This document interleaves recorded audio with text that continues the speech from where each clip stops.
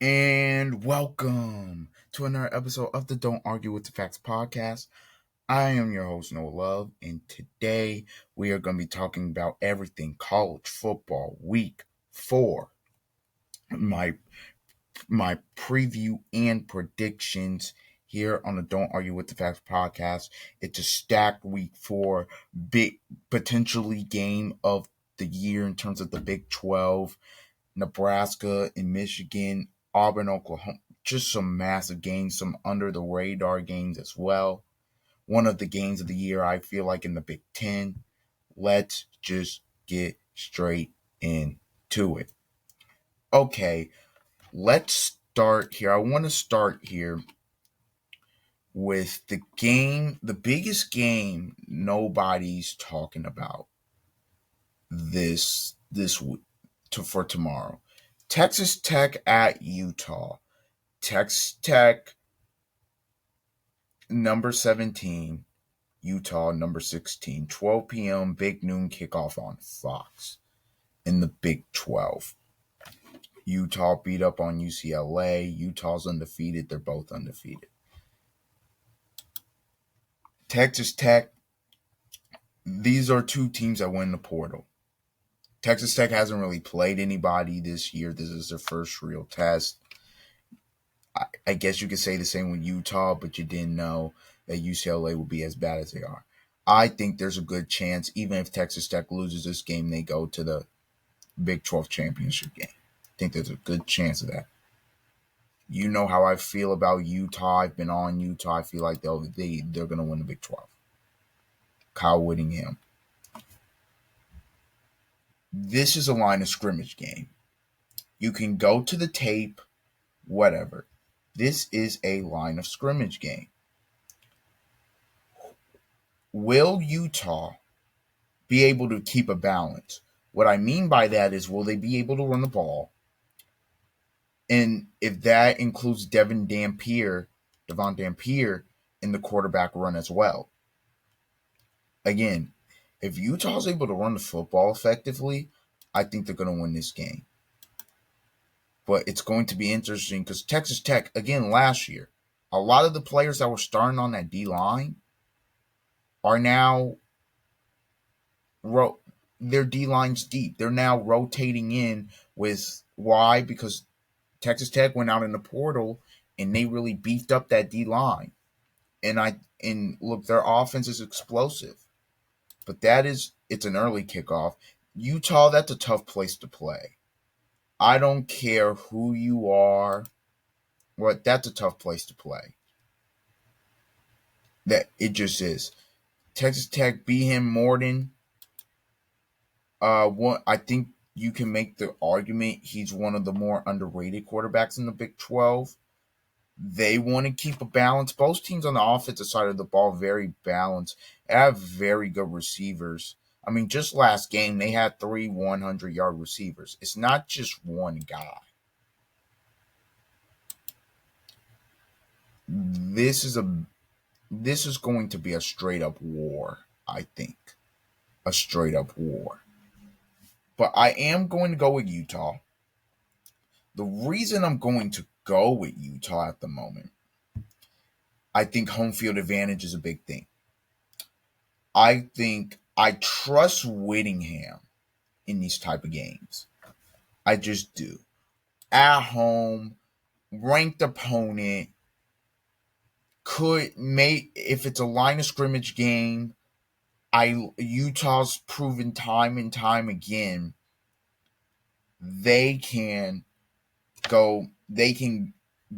time and time again, year after year, they've proven they can win those games in terms of the line of scrimmage because they are very physical. I think Utah wins barely. Look, this is a pick'em game. If Texas Tech wins, I'm not surprised, but I am planting my flag saying Utah is going to win this game. I think Utah's going to win. I think Utah wins. I think Dampier has a good game. I think this is like a 27-25 game.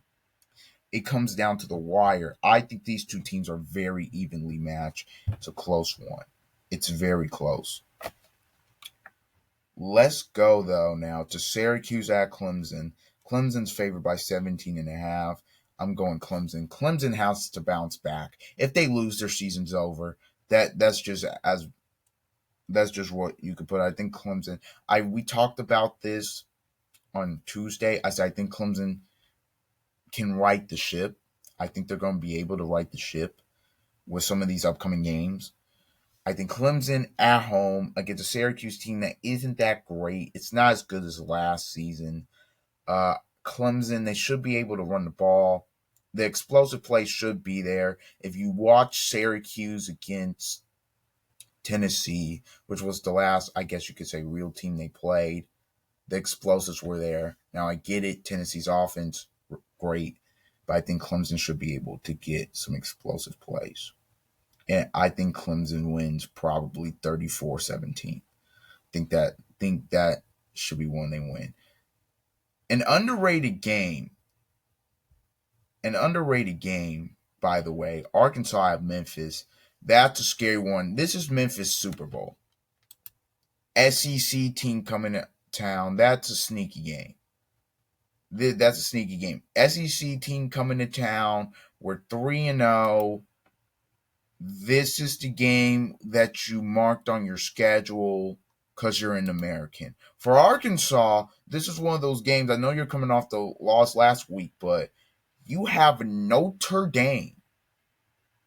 You have to play Notre Dame next week at home. Huge game. Feel like you could get it. Could shift the way Sam Pittman in this program could be talked about this season. I feel like that is just a trap game waiting to happen. So that's a very sneaky game. But the game next we're going to preview and predict SMU at TCU. This is a sneaky one. This is a very good game. TCU's favored by 6.5. Can Josh Hoover in that offense, because they are balanced. Josh Hoover is one of the best quarterbacks in the Big 12. I think Kevin Jennings is one of the better quarterbacks in the ACC. It's a very interesting game because I think TCU can win about 8 to 9 games. And in the Big 12 this year, I think they're an 8-9 win team. I also think SMU can contend for ACC title. However, that loss at against Baylor shouldn't. That was a tough one. That was your one non-conference game here against a Texas team. Now you're facing another one on the road. I know TCU's favored by 6.5. I'm gonna go for SMU to pull off the upset. I know SMU's defense hasn't looked great. I think it's a shootout. Personally, I think TCU can be got in the back end. I really do. I think the threat of quarterback run with Kevin Jennings is something they could struggle with.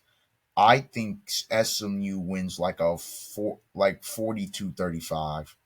I think it's on the road. I think they get back on track in terms of trying to get back to the playoff and contend.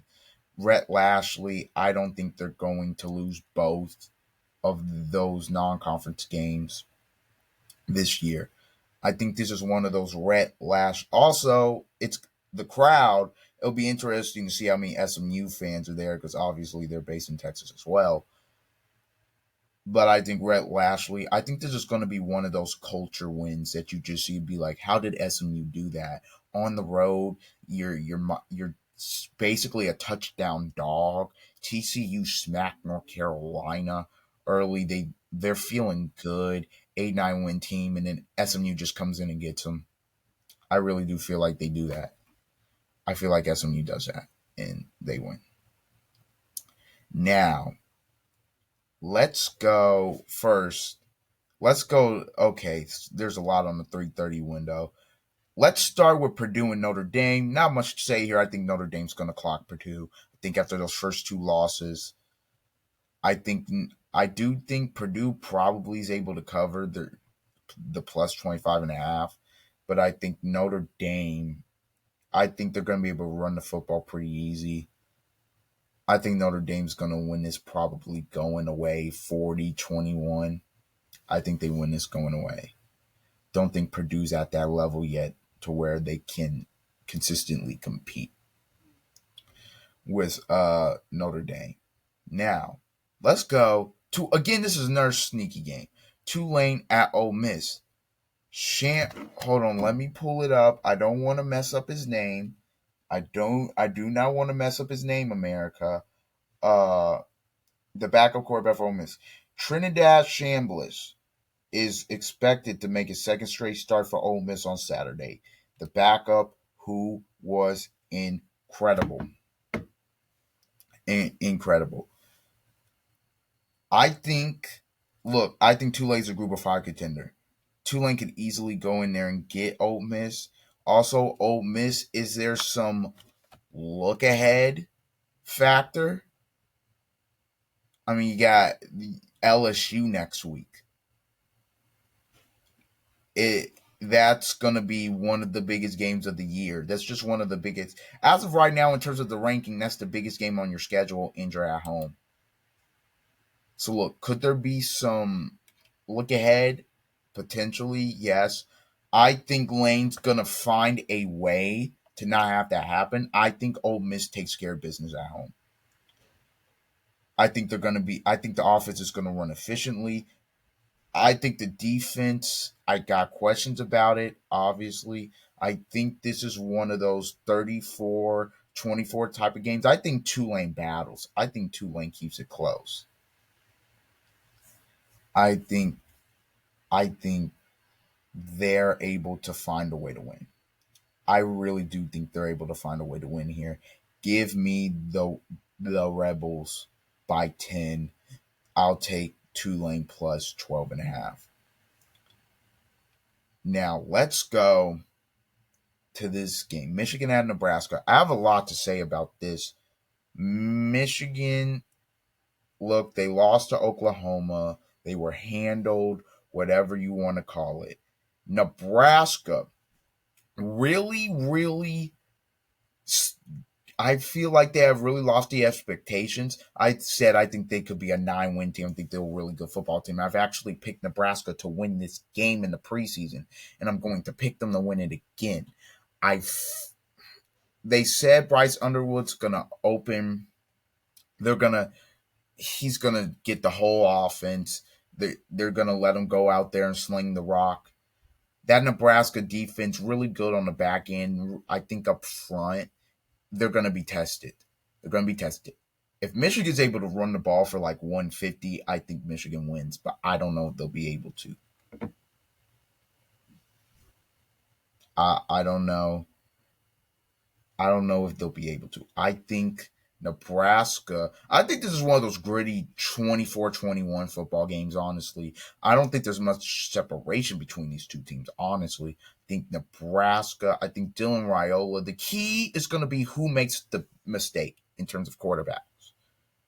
Does Raiola make a mistake or does Underwood make a mistake? Like, who makes that key mistake? I think this is a massive game for Matt Rule. We talked about year 3 Matt Rule. Year 3, it's inevitable. Here's your first shot. Here's your biggest test. Because if you lose this game, it's going to be like, oh, same old Nebraska overhyped. But if you win, you potentially get into the top 25. It's big for the program. I know they got into it last year briefly, and then Illinois got them and they weren't the same. But yeah, I think Nebraska wins this 24-21. I really do. I think the difference in this game is the downfield ability for Nebraska in terms of the receivers and the lack of downfield ability for Michigan. I don't think the receiving room is that great. I don't think it's that great. I think Nebraska I think Nebraska is going to be able to sprint for touchdowns or create the big explosive play. I don't think Michigan can do that. Unless it's like a big run, I don't think the explosive ability is there against very good teams in the Big Ten and good defenses. I think they're gonna have to snail walk their way for a touchdown. Michigan, can they control the time of possession in this game is going to be a big factor as well. But I am picking Nebraska to win 24-21. I think it's a madhouse.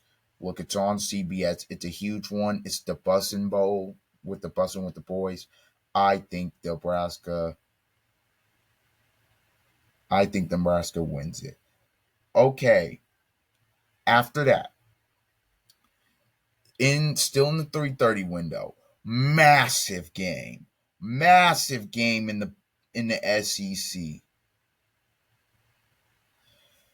Auburn, number 22 ranked, on the road to take on a number 11 Oklahoma. This is huge. Jackson, look, this game had been scheduled or circled. Excuse me, not scheduled, but circled. Jackson Arnold's return to Norman. That's what this is.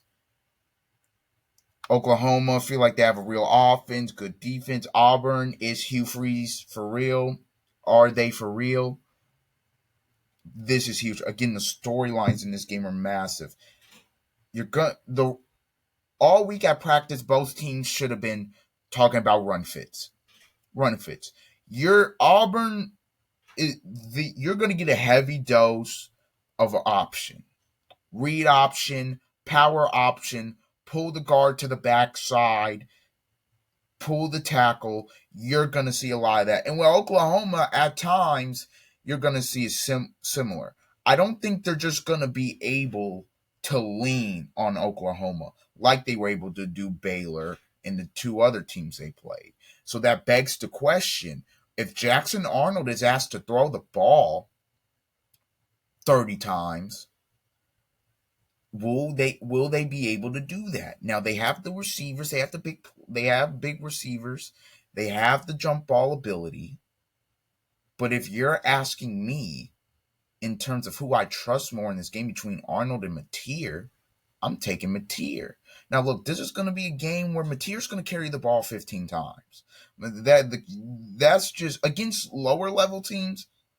He doesn't really do that. But in the big games, and this was the same way when he was at Wazoo, again, same offensive coordinator. They got him both in the portal. He's going to run the ball 15 times. Just against Michigan. I'm trying to think how many times he ran this. He ran the ball 19 times for same 4 yards and a touchdown. So look, they put a lot on John Mateer's shoulders. This Oklahoma offense, they put a lot of it on his shoulders. But I think he's ready to handle it. I think the defense of Brent Venables really shows itself. I think it really does. Look, I know people are saying 7.5. I think Oklahoma wins this game probably by double figures. I think Oklahoma's just a better football team. I think the only way Auburn wins is if A, they're able to lean on Oklahoma, which I don't think they'll be able to do, and B, Oklahoma just has like 3-4 turnovers. And it's just error after error after error after error after error. And Auburn's able to capitalize and Auburn's able to get them. I don't think that's going to happen. I think Oklahoma wins, which would set up a very interesting game. I believe it's next week, I believe. No, not next week. It would set up a very interesting game almost in what was that? But as long as they beat Kent State, potentially 4 weeks in Red River. Again, if they win this game, they should beat Kent State. But if they win this game, there's a good chance they walk in 5-0. at Red River. I think Oklahoma wins this. I think they win it probably 28-14. I think Auburn, a couple times they get down to the red zone, but I think Venable's defense is just like, nah, nah. I think they struggle a little bit. I think they struggle. Again, Venable's defense in the red zone since the days of Clemson just has been great. I think Nebraska.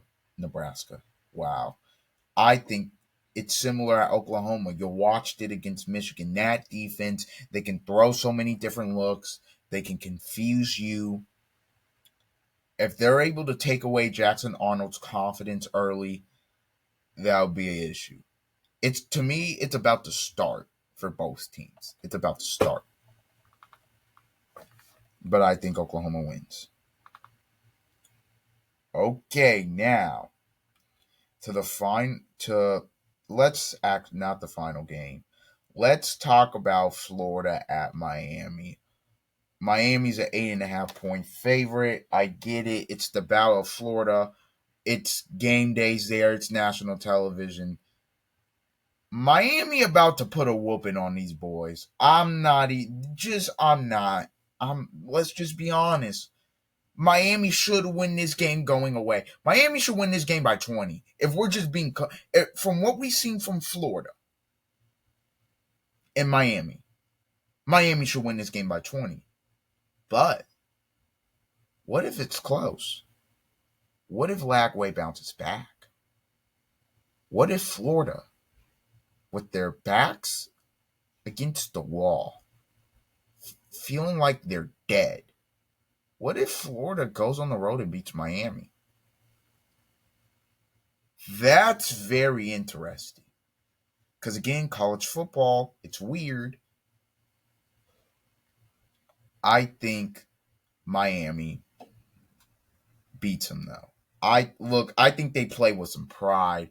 I think Miami wins this game probably 37-21. I think Miami's just better.